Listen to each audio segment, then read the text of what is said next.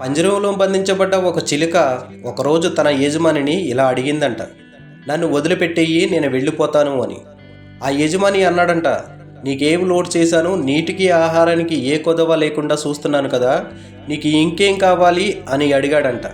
ఆ చిలుక, నాకు అన్నీ సమకూరుస్తున్నావు కానీ నాకు స్వేచ్ఛ లేదా, స్వాతంత్ర్యం లేదా, హాయిగా ఎగిరే హక్కు లేదా అని ప్రశ్నించిందంట.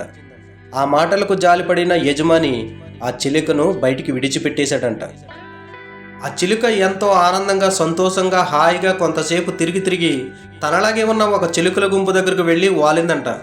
అప్పుడు ఆ చిలుకలన్నీ, నువ్వు వేరే గుంపు నుండి వచ్చి ఉంటావు, నువ్వు మా గుంపుదనువు కావు, వెళ్ళిపో అని పొడవడం మొదలుపెట్టాయంట. ఆ చిలుక అక్కడ నుండి ఇంకొంచెం దూరం వెళ్ళి అక్కడ ఇంకో గుంపు దగ్గర వాలితే ఆ గుంపులో చిలుకలు కూడా అలాగే పొడిచాయి. ఇక చేసేదేమీ లేక ఒంటరిగా ఉందాము అని అలా ఎగురుకుంటూ వెళుతుంటే ఒక కాకుల గుంపు తనని పొడిచి చంపడానికి వచ్చాయి. ఏదోలాగా వాటి నుండి తప్పించుకుని ఇంకాస్త దూరం వెళ్ళేసరికి ఒక గ్రద్ద తనను చంపడానికి వచ్చింది.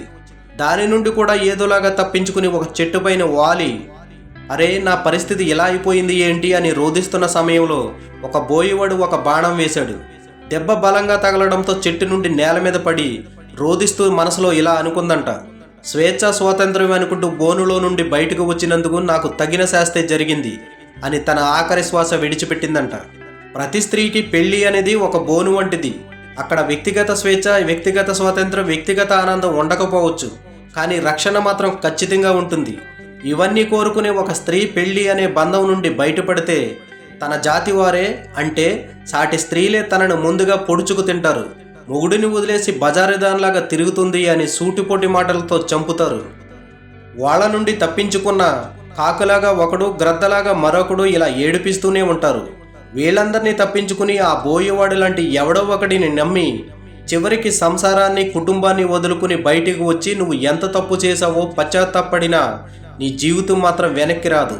స్త్రీ అయినా పురుషుడైనా వ్యక్తిగత ఆనందాలు, వ్యక్తిగత స్వాతంత్రం మీరు కోరుకున్నట్లయితే అసలు ముందే పెళ్లి చేసుకోకండి. భార్యాభర్తలంటే ఆ కుటుంబాన్ని కాపాడే సైనికుల వంటి వాళ్ళు.